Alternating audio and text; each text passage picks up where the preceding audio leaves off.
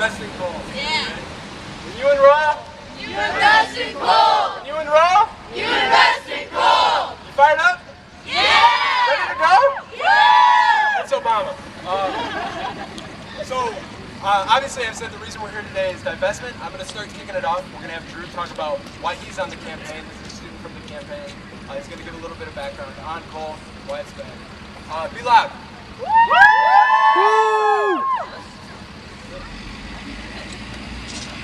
Alright guys, my name is Drew O'Brien. I'm a sophomore and it's my first year with the Beyond Coal campaign. First, thanks for coming out. I know that it's raining and cold, so I'm so glad you guys are standing right here for the rally. That's awesome. Also, because it's finals, I'm sure you're worried about a lot of stuff like grades, your next paper, all that. So, put all that to the side. Don't worry about that right now. Hold louder. Alright, there we go. Okay. So, the reason why I joined Beyond Coal this year is because I was done with worrying about oil myself. Because there are 7 billion other people on this world, and the majority of them have a lot more to worry about than just their next final or a paper coming up. They have to worry about things like, in Africa, rivers drying up. If they're a Pacific Islander, their island's sinking beneath a rising sea. Or, if you're in Pakistan, floods. All of that is because of global climate change and our Earth warming by 1 degree Celsius. We cannot just stand by and let that happen anymore. No.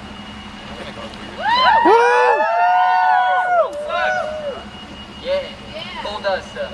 So, we're here today to tell the university that we want to stop letting our money go to coal companies. So, what we're going to do is from now on, whenever you cheer for a speaker or at some applause break, I want you guys to cheer twice as loud. One for you and one for one of the 1.5 billion people in this world who have no say and have everything to lose because they don't even have any access to electricity. But America's fossil fuel addiction affects them and the other 7 billion people on this planet. So, woo! Woo!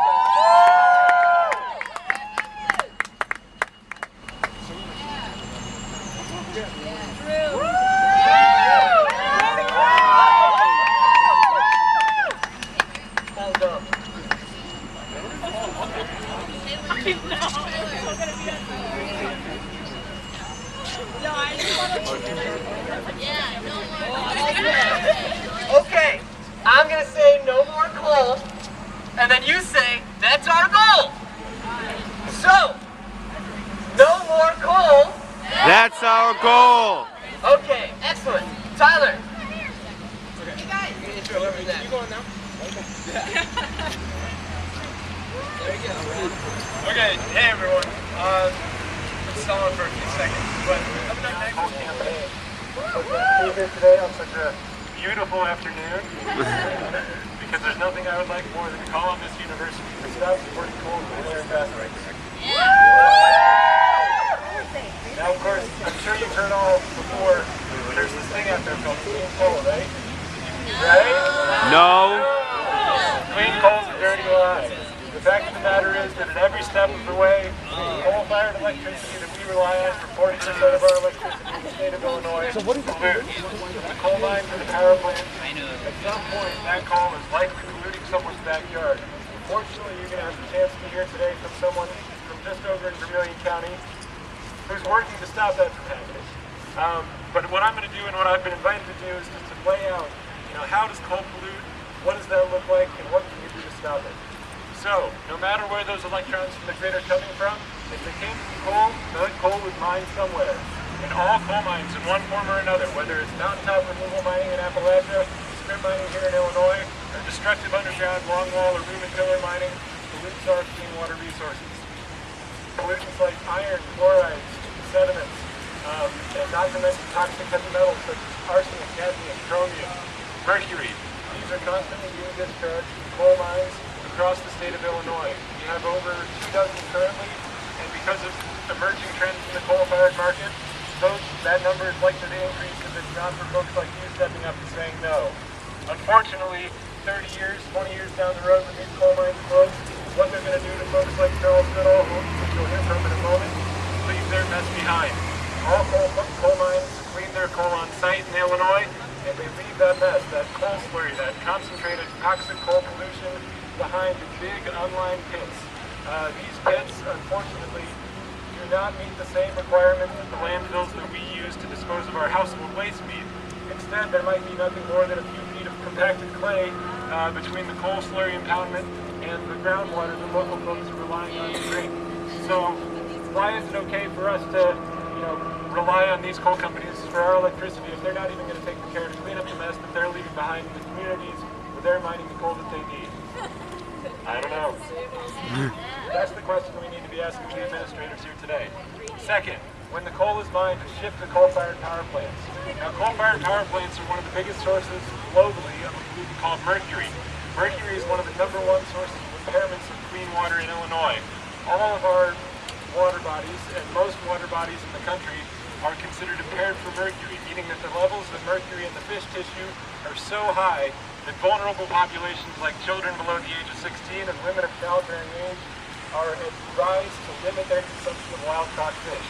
Quite literally, the coal industry that burns that coal is responsible for putting much of that mercury into the air, into the fish, and making it impossible for young children to eat the fish caught from our rivers and streams. Is that okay with us? No. Thank you. The last step in the process, of course, after the coal is burned, we have what's left over, something called coal ash. Much like when you build a fire, you have a bunch of ash left over. The same thing happens with coal-fired power plants, except that because of the coal industry's lobby, when our nation's solid waste and hazardous waste laws were passed back in the 70s and 80s, they carved out a specific exemption for coal ash.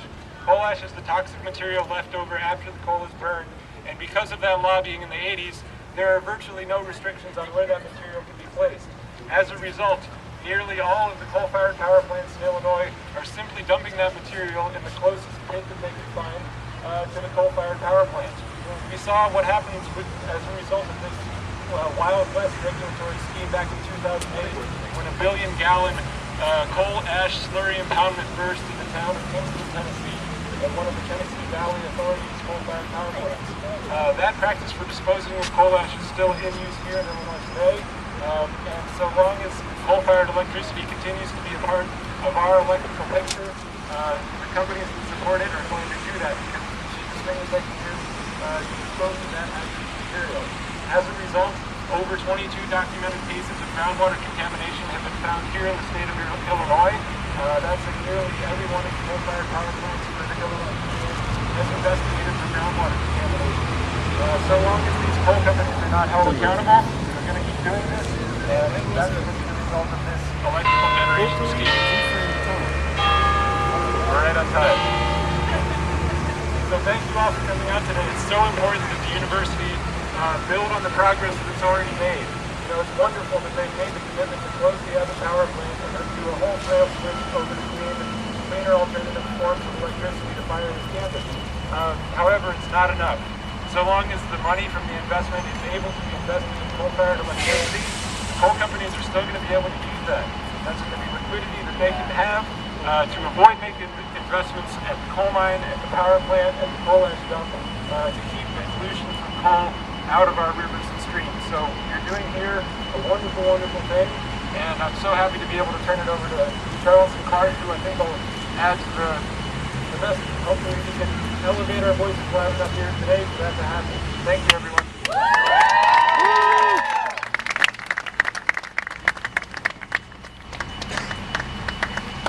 September 2011, when I became involved with the Beyond Coal campaign. One of the first things we did on the campaign was have a coal tour in which we visited coal mines, power plants, and communities affected by this dirty and dangerous power source. I met some people on that tour, just regular people like you and I, facing destruction and devastation from the coal industry. When I looked into their faces, I saw fear and I saw uncertainty. And I also saw resolve. I saw strength that I saw nowhere else. A resolve to fight to protect their way of life and land that had been in their families for generations. After meeting those people, I was changed forever. I could no longer go back to my daily life and be haunted by the injustices of the coal industry. I cannot stand by while coal companies destroy mountains, pollute water, and ruin good land. And you should not either. Woo! Woo! Woo! Just because the university is not burning coal does not mean we are not culpable. We are giving $70 million in indirect funds to the coal industry, and that is our campus alone.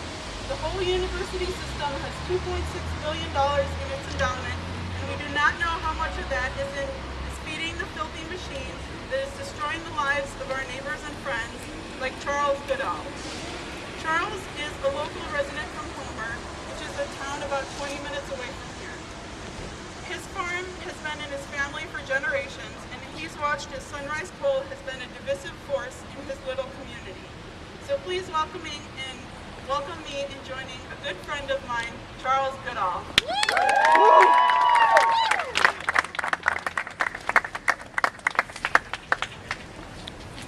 Well, I don't know if I can handle this, plus my neighbors at the same time. But anyway, great turnout this morning on this bright, sunny day. Thanks for coming. Anyway, I farm. I'm a farmer. A couple of days ago, I was an undergraduate on the same campus. So I've been on the other side of this bullhorn. And this side is more fun, believe me. So, my farm is only a few miles from here. How many of you are members of ACES? Right. How many grew up on a farm? Oh, that's not so good. I'm here to tell you that we need to work together and we need to stand up to coal. Let me tell you how coal works out in farm country, only a few miles from here. Companies that want to mine coal work by deceiving people. I want you to listen closely to a few details.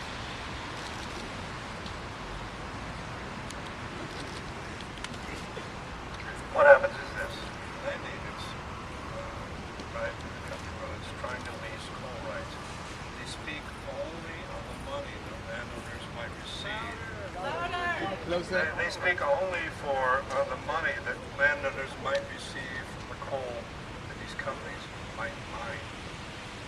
They are afraid to tell landowners what mining will do to the local resource base, land, drinking water, and clean air. They are afraid to speak the whole truth because the whole truth is so bad. Here's an example. The mining company set up shop in our farm community. It's trying to bamboo the village of Alma. It is trying to secure water for its mine from Homer and from the Salt Fork River. The awful truth is that after mining and washing coal, the slurry, Brian Corvick just talked about it, the slurry, a toxic mix of coal particles, selenium, mercury, arsenic, will sit in an impoundment ready to contaminate our drinking water and render it useless forever. We must stand up to coal. Mining coal also damages farmland itself. As the coal is mined, the surface we farm, the surface we grow food on, eventually subsides. In a world in which we have not yet learned to manage population growth, food production trumps coal production. Whoa! We must protect our land. We must stand up to coal. Stand up to coal! Now we know the lawyers have the answers. Are any of you from the law school here? Are any of you from the law school? Oh, that's not good. We see that the coal industry works diligently to subvert Illinois' regulatory system that is supposed to protect you and me from the harmful aspects of coal. The coal industry sends tons of money to Springfield to make sure that regulation is favorable to coal. Coal subverts Illinois' regulatory system, and coal damages our political system. We must stand up to coal!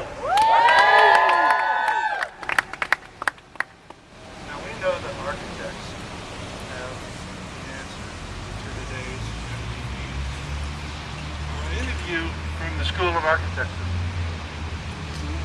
Oh, again, not so good.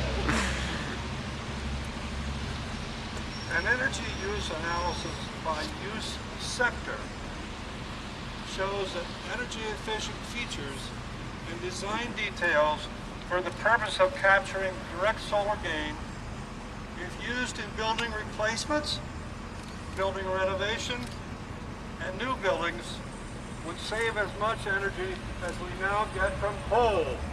We must stand up to coal!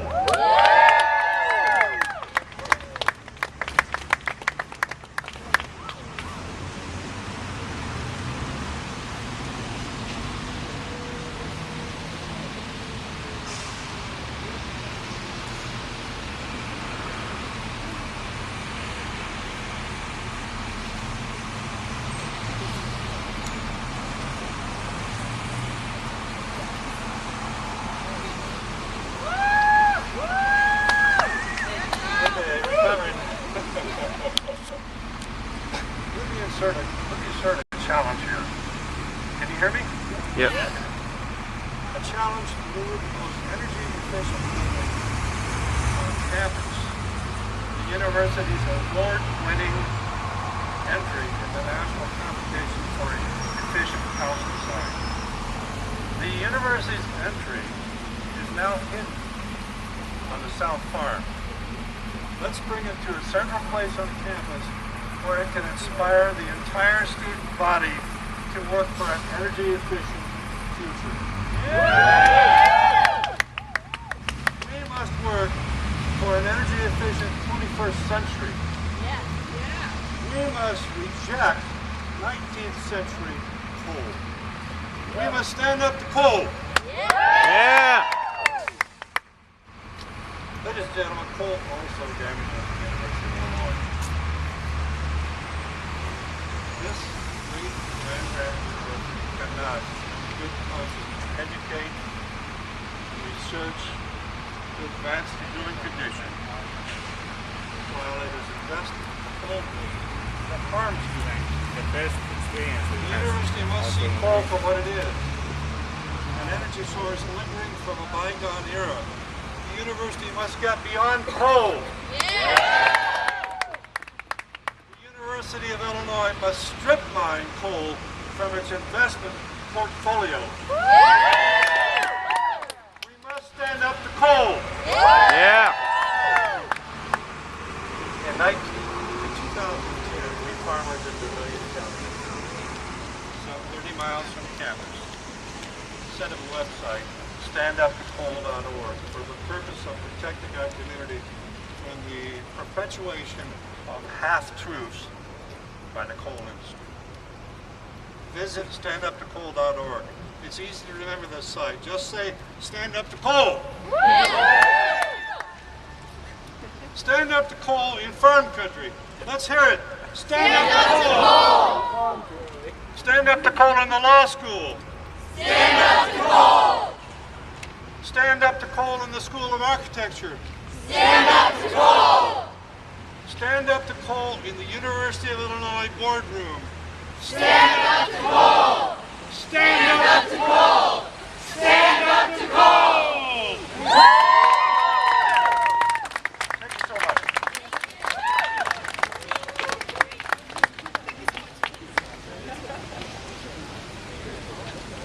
Okay guys, so the next speakers that are coming up have done a lot to make a change, just like these two speakers who have spoken before. So I want to get you guys a little bit excited before we go up. So, Okay, a minute ago you said you were all fired up. you're ready to confront the administration? Yes! I've been around this campus for 50 years, and I've noticed that whenever the students come up with an idea that's both innovative and big, the university doesn't immediately roll over and adopt the idea.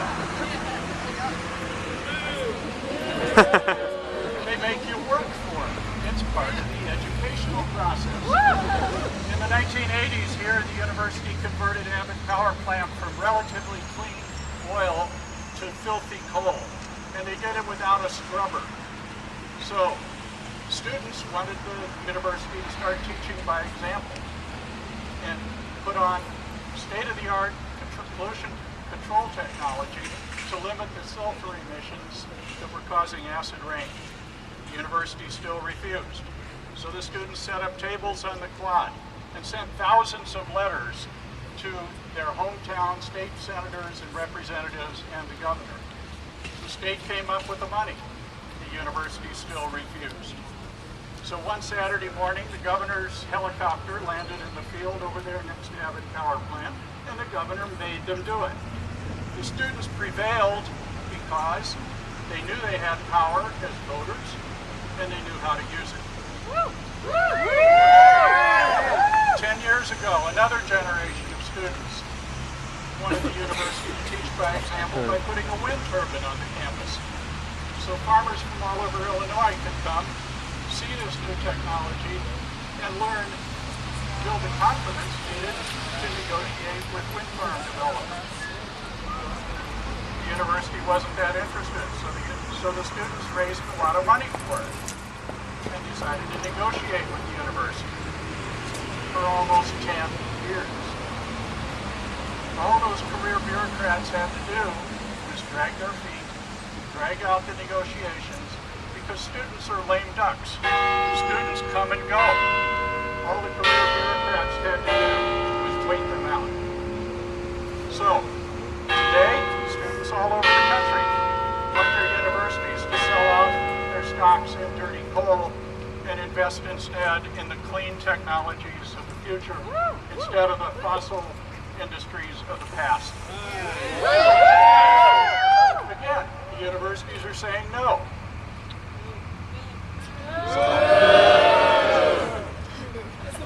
This time, their excuse is a narrow, pointy-headed interpretation of fiduciary responsibility. It goes like this. If something's really profitable, and if it's not illegal, then we must do it. We all know that it's more than an economic issue. It's a serious moral issue. There's lots of despicable things in this world that have been tolerated for decades and recognized as immoral before they were finally declared illegal. Think of nerve gas, DDT, apartheid, slavery, discrimination against women and minorities. But the university is going to try to make this an issue of money. Your job, though, is going to be to force the university to defend publicly the morality of aiding and abetting the coal industry's crimes against nature and crimes against future generations. Every day, the coal industry is literally killing the planet. And some years ago, even Mitt Romney recognized and pointed out that it caused asthma in children and kills people. So, the university will try to make you talk about profits. They'll say that every dollar of lost revenue from their coal portfolio is a dollar not available for educating new students. Well, that's bullshit. It's a dollar spent on teaching by example. They still don't get it. Universities teach by example as powerfully as they teach in classrooms. The moral dimension is clear. The coal industry knew for decades they were causing acid rain, and they denied it. And they still deny that they're wrecking the Earth's planet or climate. You occupy the moral high ground, and you can make them fight on your turf. The lessons of the past are also clear. You've got to have power, and you've got to be courageous enough to use it. Citizens have the power, can exercise power against governments by voting them out of office. Labor unions can inflict pain on corporations because strikes are legal. But the students who led the anti-apartheid movement, the anti-war movement, the civil rights movement, they didn't have quite as many legal avenues available to them. They resorted to civil disobedience. But there are more creative ways to exercise power as well. It's detailed in books like Rules for Radicals by Saul Alinsky. You know, that legendary labor organizer on the south side of Chicago who was recently accused of turning a young, innocent Barack Obama into a socialist. One of Alinsky's rules was to get the power structure's attention by inflicting pain legally using devices called mess meals. He'd send 30 or 40 people into the cafeteria line at Marshall Fields in a busy lunch hour, all with $50 bills.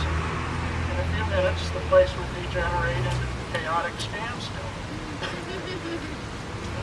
Run out of cash. So that would bring the CEO downstairs, literally begging these protesters to sit down and reasonably discuss their demands. The guy who had been refusing to be with. It's perfectly legal. Inspirational readings like Alinsky's books might give you guys some ideas about how to locate this university's jugular vein. Now another Alinsky rule is to personalize the enemy. Recognize that the trustees of the U of I foundations, they're just humans. They put their pants on one leg at a time, just like you do. But they serve because they love this university. And they don't want to be the ones who tarnish its image. Many of them are from my generation. We've got less than 20 years left on this planet.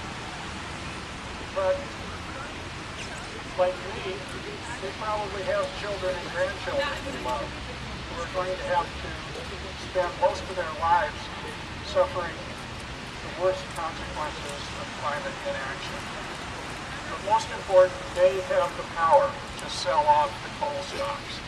And you must make them understand their role in helping this university teach by example. You might also find friends inside the university bureaucracy. Don't give up on that. Like Associate Dean Jim Stuckel, who helped the students get the scrubber in the 80s.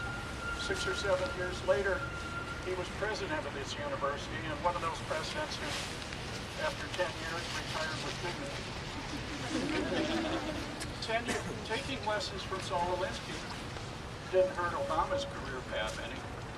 So in the end, it's up to you, because you and your children have the most at stake.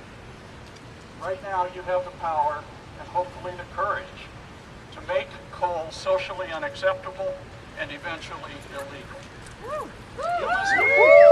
You must make your own future, but you can't do it by negotiating from a position of weakness.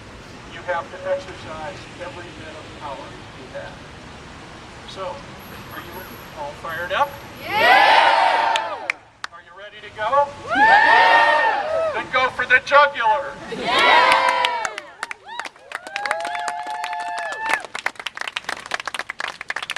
Sorry.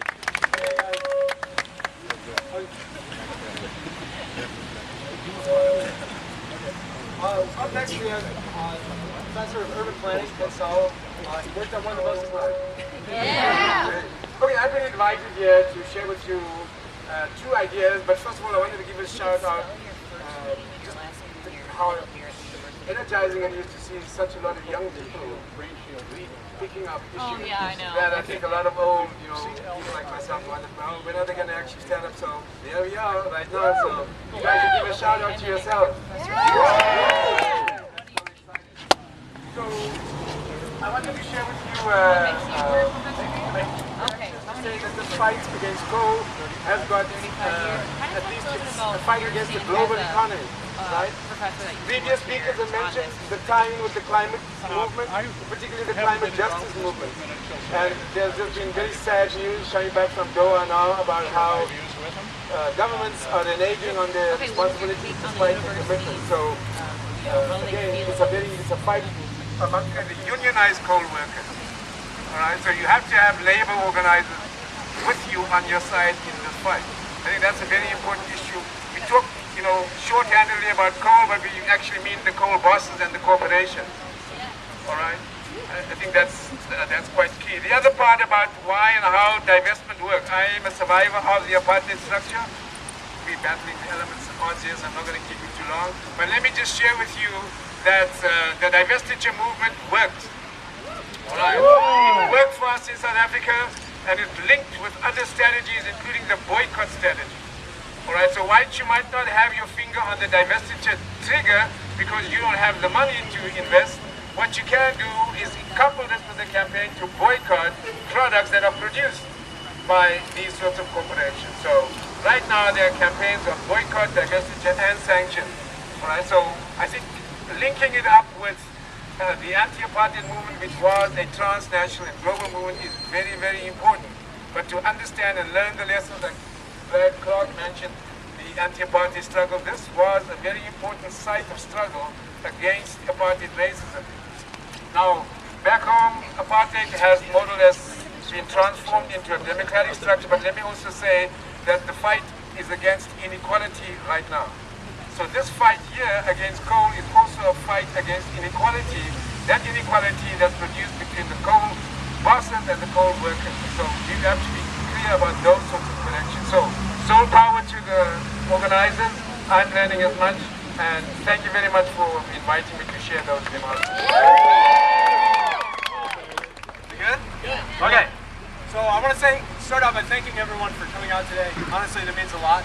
We got to hear from some professors who have done so much, communities who've done so much, and other organizations who've done a lot in this fight and other fights.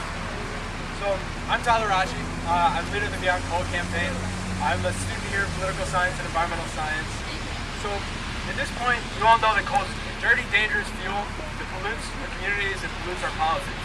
Obtaining it destroys mountains, burning it releases hazardous emissions, and disposing of it results in harmful toxic waste. We already fought our fight against coal on campus when the coal Abbott power plant decided to stop burning by 2017. But divestment's a movement that's much bigger than that. We all realize that the effects of coal are not limited to the emissions that come out of Abbott. Currently, we're living at an ecological tipping point. It would take only 565 gigatons of carbon dioxide by 2050 to bring our planet to the point of environmental chaos. And we know that the fossil fuel industry right now is 2,795 gigatons in its reserves. And that's a lot bigger than Abbott. So the first thing I'd like to mention is that when Hurricane Sandy hit, the media shifted the nation's gaze to the destruction it brought to New York. What it failed to mention was the turmoil it brought to Haiti, killing nearly half as many people. Haitians, we can't ask them to stop burning fossil fuels because they barely burned any to begin with. Meanwhile, throughout the election, CNN was portraying coal as America's energy. A source that's cheap and abundant, a beautiful little brick of carbon that provides energy to our houses and jobs to our neighbors. But when we invest in coal, we're not doing America any favors.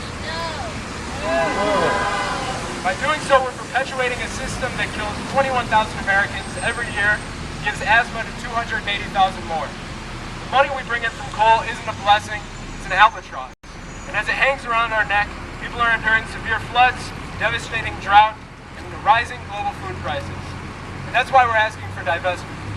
There's a point when you realize that changing the light bulb or turning off the lights when you leave the room doesn't do enough to change the situation. We need to go after political institutions more powerful and investors more wealthy. We're asking that the university stop investing in coal and shift its investments elsewhere. This isn't a movement to deprive the university of the money it makes. Most of the damage is coming from 15 companies, and though I am no economist, I'm fairly certain that there are more than 15 companies out there that bring back positive returns on investments. Yeah. All of you here today know that this is something wrong, profiting from companies. Pollute our people's air and water, and displace people from their homes. But the administration going. You know what's going. They don't seem to realize that. They think that we are, quote, wasting our time, and this is just another thing that we're complaining about. Of course we're complaining. Children are suffering from asthma attacks as they live in the shadow of coal plants, or having severe problems with mental disabilities that they didn't have to have. You don't want to have to wait for the times to change. When families that have lived in Wyoming or Illinois or Virginia, living on land that has been in their family for generations and is now being dismantled to a point of irreparability, you don't have to wait for a change. New Yorkers and Floridians and Maldivians aren't standing up because they think that not living underwater would be nice. They're standing up because they think they have a right, which they do have, and that coal companies are currently at our university taking away. Yeah. Every second we wait, Congress and universities have coal companies lobbying at their doors with money in their pockets, and if we wait for them to make a change on their own, we're going to be waiting a long time. Yeah. I'm going to tell you a story. At the start of this school year, Chancellor Wise released a video entitled Our Year of Opportunity. Here's a fun quote from the video. Right now, we have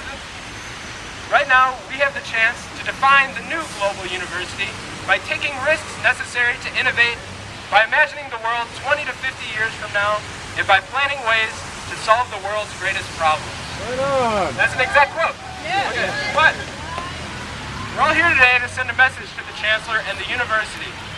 When they decided they wanted to define a new global university and take risks to solve the world's greatest problems, you have to realize that that's not going to be easy. Sometimes you have to take a stand against companies that give you money, and sometimes lobbyists have to get turned down. When activist and Bishop Desmond Tutu fought apartheid in South Africa, he said that if you're neutral in situations of injustice, you have chosen the side of the oppressor. If an elephant has its foot on the tail of a mouse and you say that you are neutral, the mouse will not appreciate your neutrality. So, my ask of you all today is that you call on the administration to act. Whether you have only time to sign a petition or if you can join on the campaign, it's now time for us to take that stand. You're all going to be receiving letters that we're going to send out after you sign, and it's going to tell them that they can't remain neutral and that we can't profit from destructive forces of fossil fuels. Unity and Hampshire College have divested already, and it's time that the University of Illinois does too. In the words of Chancellor Wise, we must be leaders. Thank you, everyone. So we're going to be passing it out soon. We got letters here. We got letters there that are going out. I'm kidding. Okay. What kind of power? Soul power. What do we got? Must have your own chance. Okay. Administration. They got